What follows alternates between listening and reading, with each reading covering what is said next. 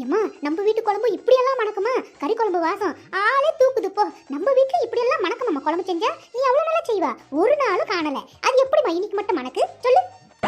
பின்ன 10 வீட்டுல கறி குழம்பு செஞ்சா என்ன மனம் மணக்குமோ அந்த மனம் என் ஒத்த வீட்டுல மணக்குதுலே. அதான் கைப்பக்குவம் சொல்றது.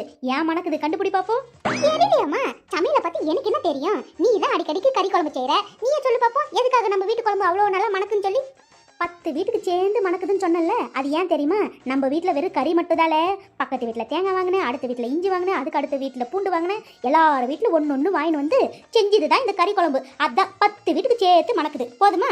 அப்போ 10 வீட்டுல ஒவ்வொரு பொருள் வாங்கிட்டு வந்து குழம்பு செஞ்சிருக்கிற, அதனாலதான் இவ்வளவு மணக்கு.